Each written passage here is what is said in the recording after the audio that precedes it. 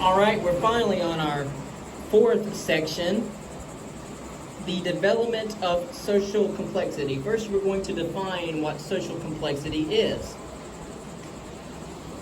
And then we will talk about complexity without the state. So we'll talk about society, human society before the establishment of state. We're talking about stateless societies. Then we'll finally get into the establishment of the state. We'll start talking about cities, what defines them. We'll talk about pyramids and other structures, palaces, the early states of Mesopotamia, Egypt, and then we'll go to the Aegean Sea. We'll also talk about and discuss early states in Asia. Then we will transition from cities to empires and talk about social complexity in Mesoamerica, and then we'll bring the states and empires together in the Andes. In the previous readings, we have examined the shift to an agricultural way of life. In this final section, we visit different societies in many parts of the world, and we consider the increasing inequality among members of these societies that have developed as they grew larger. Power and access to resources came to be controlled by a smaller segment of the population, leading to the emergence of state societies. After this introduction, we should understand categories for the forms of social organization, 10 criteria that define urban societies, and you'll find that also in what my playlist or my video lecture on what defines a city, how historians and archaeologists define what makes a city as distinct from a village or a tribal, a tribe or a band. And then we'll talk about explanations for the emergence of social complexity. But to give an introductio, in the modern world, institutionalized power is a basic fact of life, with the exception of a small number of disputed territories, the deep oceans, and Antarctica. The entire globe, the entire Earth, our planet, is carved up into sovereign entities, again, national gods, in a sense, in which a central government holds authority. The way that this authority is exercised and its limits vary considerably. However, the existence of centralized authority and centralized states of power is a global phenomenon that indeed shapes the world that we live in. A linked aspect of the modern world is economic inequality and the concentration of wealth in the hands of a small percentage of the population. In recent years, outrage over the degree of economic inequality has fueled political action, revived hopes for finding a way to create complex urban societies in which wealth is shared equitably. And so, centralized government or authority and marked economic inequality are relatively recent developments in human society and in human civilization itself. Gaining an understanding of how these conditions came into being is one of the central themes of archaeological and historical research. Indeed, through much of the early history of archaeology, the origin of central authority and of concentrated wealth was couched within the broader framework of the progress of humanity. Many have considered what was often called the origin of civilization to have been the inevitable next step in an upward movement of humanity following on the origins of agriculture. And from such a perspective, the source of central authority explains itself. People would naturally aspire to live within more advanced and highly developed societies. It is notable that some did not think that our destiny is to live within the structures that emerged in prehistory.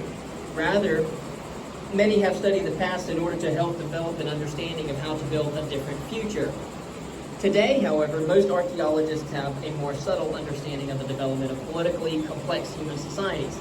Although it is recognized that centralized authority is essential in order for people to live in large urban centers and also for significant developments to occur in culture and technology, there's also a clear sense of the costs of such authority. Political complexity is inevitably linked with increased social inequality and limitations on personal autonomy. While early archaeologists might have questioned what allowed societies to advance to civilization, archaeologists today are more likely to ask about the forces that push societies towards increasing social inequality, and historians do the same as well. The critical issue underlying much contemporary research is how centralized authority gained legitimacy. An authority has legitimacy when its right to power is accepted. Again, legitimacy is a quality or status achieved when the right of a centralized authority to have power is accepted. Legitimacy can be based on consensus or on coercion.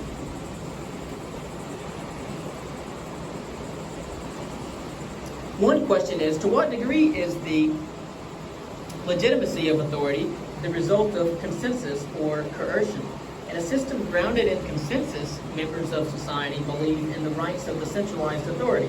In a system based on coercion, people are forced to accept this authority. And in most cases, legitimacy is the result of a combination of both consensus and coercion. We now attempt to categorize political complexity. Many anthropologists have developed schemes for categorizing the types of social organization found in societies around the world, just as historians have tried to periodize the history of humanity. These schemes provide essential frameworks for guiding research endeavors that deal with the development of political complexity. The goal of such schemes is not to encompass the tremendous variation that characterizes human societies, but rather to provide a model of commonalities in the way that political complexity develops. Morton H. Freed in 1967 defined 4 types of societies: egalitarian, ranked, stratified, and state. In egalitarian societies, the only differences in status between members are based on their skill at subsistence activities such as hunting, their age, and their gender. A person's status is determined by a combination of these factors. Reduction in egalitarian societies takes place within households with both sexes, male and female, with each one carrying out more or less the same tasks. Exchange tends to be causal or casual and based on reciprocity. And so egalitarian society is a society in which the only difference in status are based on skill, age, and sex. Ranked or gender, actually. A ranked society is a society in which there is a hierarchy of prestige not linked to age, gender, or ability. And in a stratified society, it is a society in which access to key resources is linked to prestige. And in a state is a society in which power is organized on a supra-kin basis, or by a bureaucracy that uses force. And so, in an egalitarian society, there are as many positions of prestige as there are people to fill them. In a ranked society, however, there are fewer positions of prestige than there are people to fill them, and there is a hierarchy of prestige that is not linked to age, gender, or ability. The basis for prestige is often a simple attribute, such as birth order. In such a society, the firstborn son, for example, might have higher prestige than his siblings. Although there is a hierarchy in a ranked society, there is no real political power or exploitation. The role of a person occupying a high status position is to collect rather than to expropriate, to redistribute rather than to consume. In ranked societies, there are individuals with high prestige but little real power. These big men, or chiefs, serve as the focal point of a system of collecting and redistributing resources, but they do not expropriate or consume more than their neighbors who have lower prestige. By contrast, however, in a stratified society, all people do not have equal access to key resources. Rather, access is very tightly linked to prestige. People of high prestige have unimpeded access to these resources, while people of low prestige encounter impediments. In stratified societies, as in ranked societies, the number of high prestige positions is limited on the basis of criteria other than age, gender, and ability. And because of the unequal access to key resources, including food and shelter, stratified societies are characterized by a growth of exploitation, which can take the form of demands on labor, institutional slavery, or more complex systems based on a division of labor among groups of specialists. Organization is based not only on the household and kin group, but also on communities of people drawn from different households and kin groups. And so Freed in 1967 defined states as societies in which power is organized on a supra-kin basis. The essential task of the state, then, is to use its power to maintain the social hierarchy that has escaped from its grounding in the kin group. Characteristics of state societies include population control or population density control through the fixing of boundaries The development of a legal system. Again, the boundaries would be geographical. The legal system would be developed. The maintenance of a military and police force would also be created as well. Taxation and also conscription. And so the evolution of political complexity is a gradual to large super-kin communities. This process also sees increases in control of access to key resources and in centralized political power.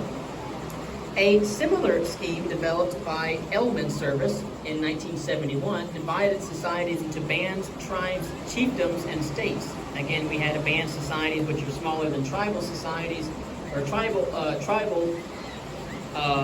peoples, and then chiefdoms are a little bit more complex than tribes, and states are more complex than chiefdoms.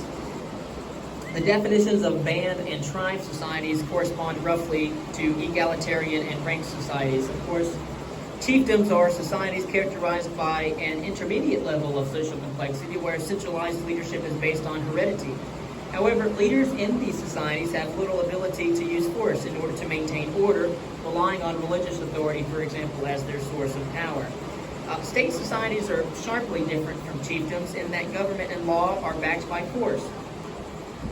And so, a summary of this view of the state as a society integrated by a bureaucracy that uses force. The state has a legitimate monopoly over the use of force. This does not mean that state societies are inherently violent. Rather, it is through the monopolization and controlled use of force that the rulers of state societies are able to maintain peaceful order among a large population density. And so the role of force then is to allow the bureaucratic elite to integrate society. But both of these views sees the development of political complexity as the movement of authority from the kin group to a government that is not based on kinship. Some tend to emphasize the emergence of inequality as high status becomes increasingly concentrated in the hands of a smaller number of people. Others, however, highlight the emergence in state societies of a control over the legitimate use of force. We will now go on to define cities.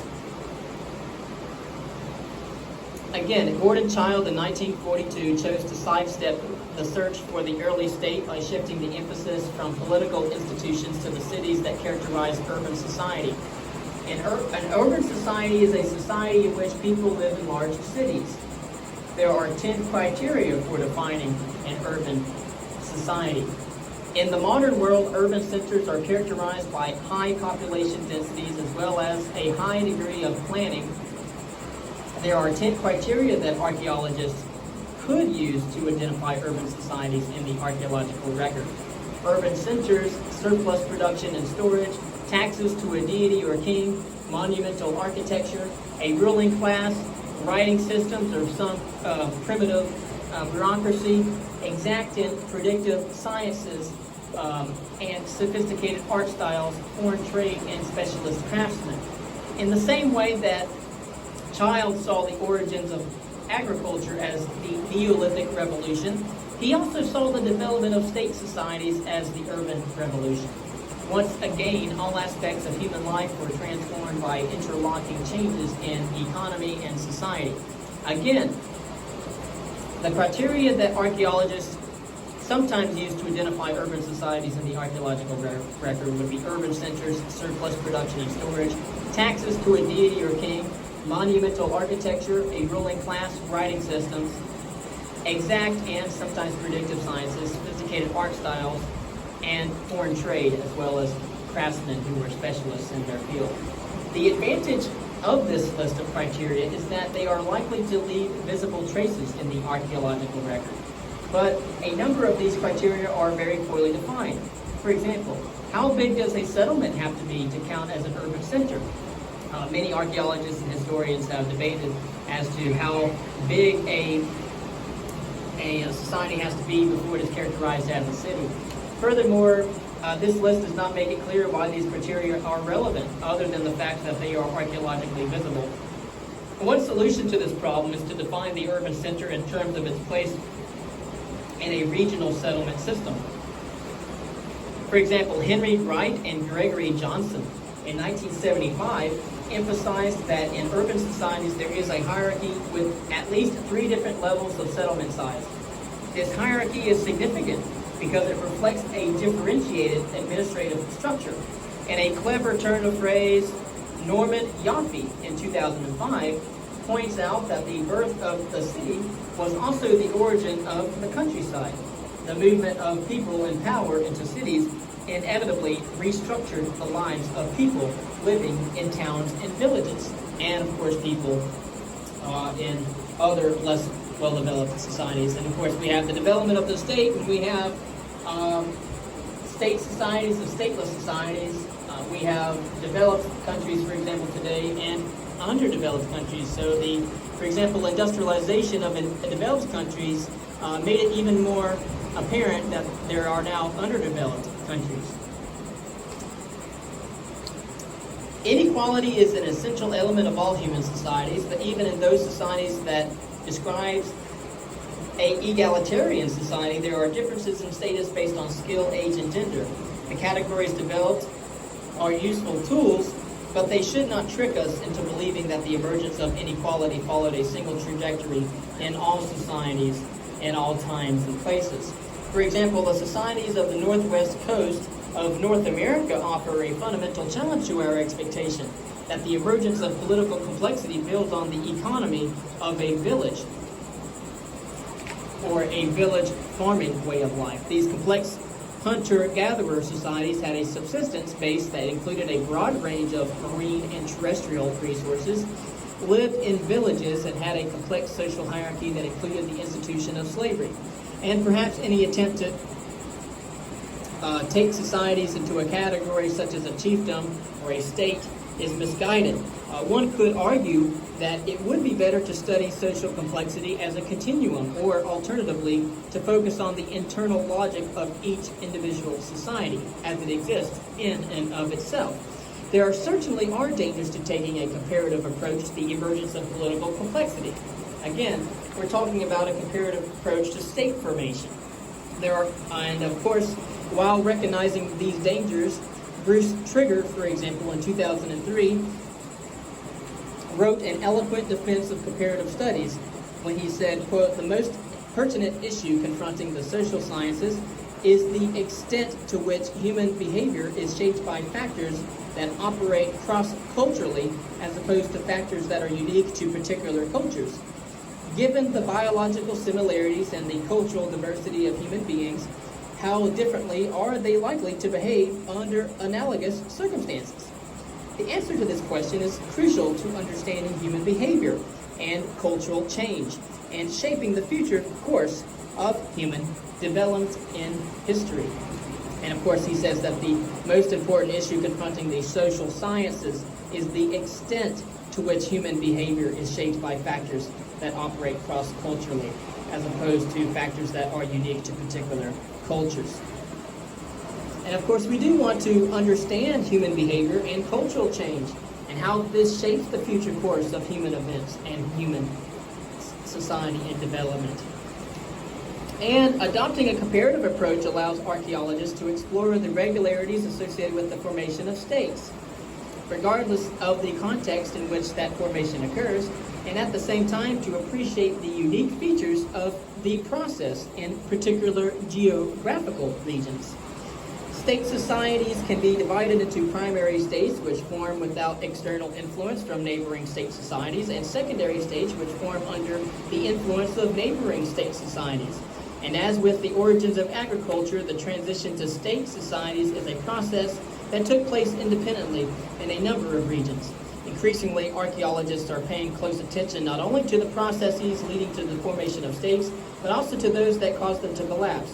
Historians also, in some cases, understand that states began aggressive campaigns of expansion, resulting in the formation of empires. Empires are political entities that bring together a diverse and heterogeneous group of societies under a single ruler. Again, an empire is a political entity that brings together a diverse and heterogeneous group of societies under a single ruler. Oftentimes, empires rely on the brutal use of military power and force in order to achieve domination. and consolidation. And of course, this power is vividly depicted in the sculpture of the temples of the Assyrians, for example, who expanded out of Mesopotamia in order to control a large part of the Middle East. And we talk about the Assyrians in our ancient history readings and lectures. Empires also require the development of methods of communication to allow for the rapid transmission of information. Communication enables the core of the empire to control events from afar. The center of the empire, the inequality between a core region and a peripheral one, is characteristic of empires. The flow of goods and services, as well as resources in general, moves from the periphery to the core, usually in the form of tribute. The archaeology and history of empires requires research covering an immense geographic area. And one of the most interesting aspects of this study is exploring how the core maintained control and domination over the periphery. Archaeologists and historians both must look at sites at the core and at the periphery, while paying close attention to the two linchpins of the empire, communication and force. Excavations and surveys of roads, as well as military camps, are a common part of the archaeology of empires. And of course, historians will look at texts that have been written in the times that these empires existed. And of course, you can see beautiful reliefs in the archaeological record. For example, of the Assyrian attack of the town of Lachish. Karl Wittfogel in 1957 proposed a theory of early state formation that emphasized the importance of large-scale irrigation systems. And so now we're starting to talk about ecology in society. Wittfogel argued that the need to organize large groups of workers to build and maintain irrigation canals allowed the formation of a hierarchical form of government he labeled what's called Oriental despotism. Wittfogel's model is an example of a prime mover model, one in which a single factor is seen as the only cause of a phenomenon. Of course, in this case, the organization of large-scale agriculture leads to the formation of a centralized bureaucratic government. But Robert Carneiro in 1970 proposed a model of state formation that considers the interaction among geography, population, density increasements, and violence. He emphasizes that early state societies tend to develop in circumscribed areas, that is, areas surrounded by natural barriers or frontiers with neighboring groups. A population increase in a circumscribed area leads to increasing pressure for resources, which in turn will lead to increased violence between communities. This argument is within the context of this competitive violence that power will become increasingly centralized.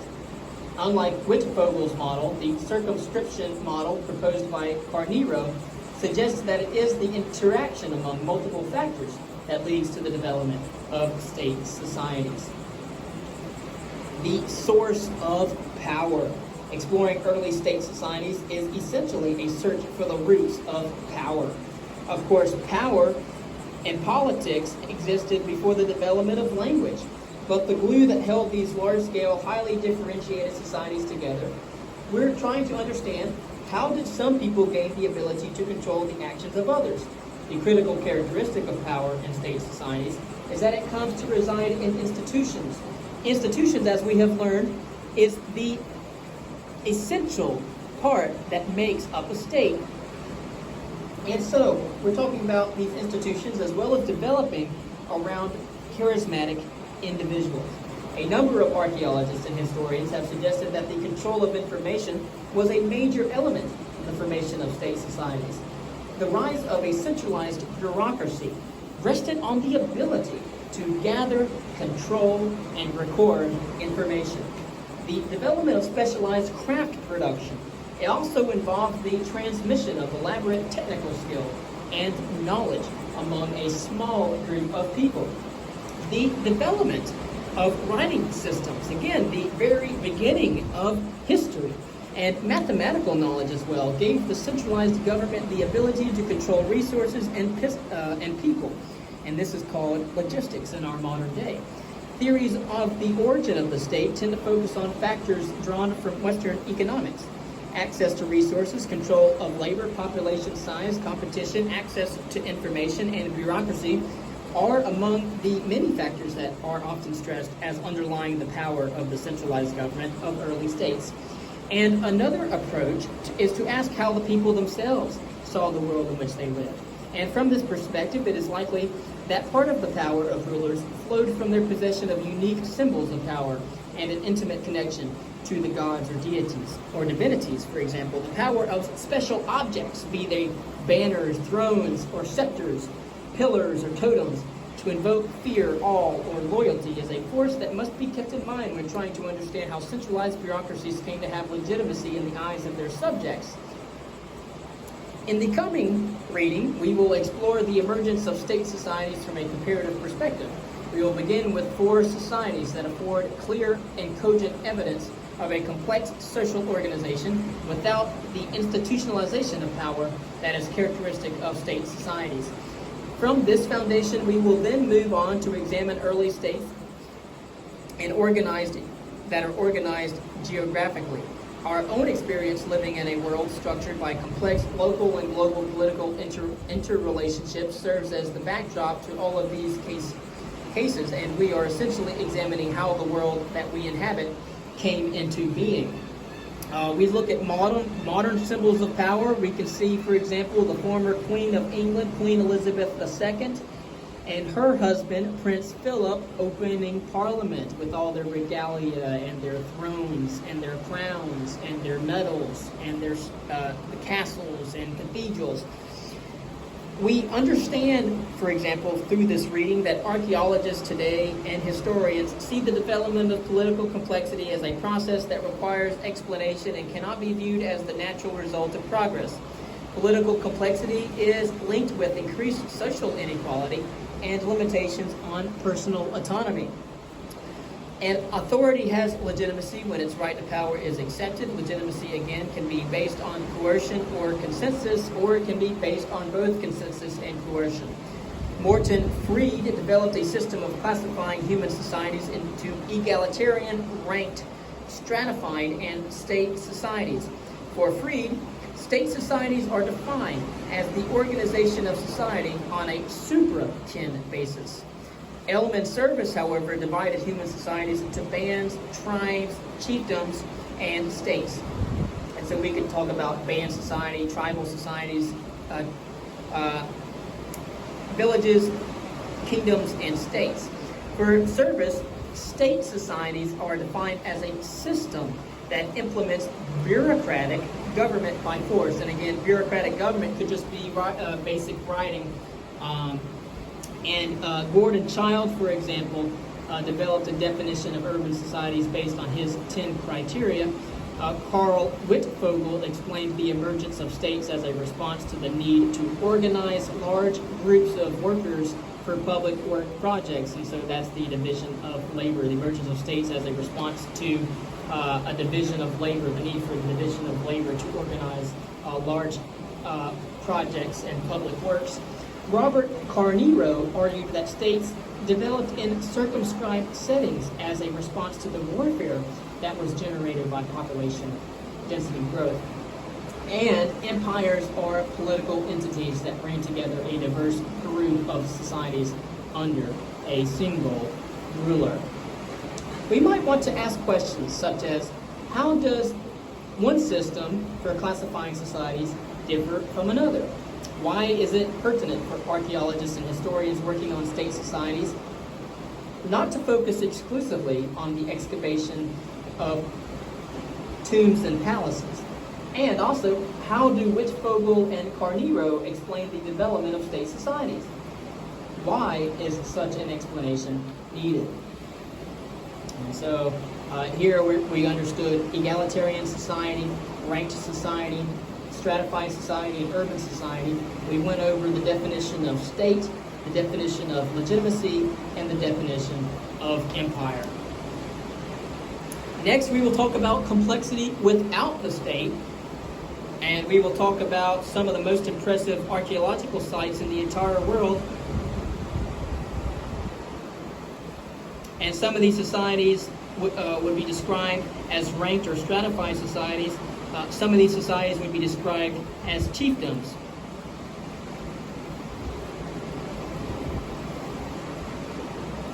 And we're going to go over some sites in Africa, the United States, and Great Britain. So we'll talk about that over on the British Isles.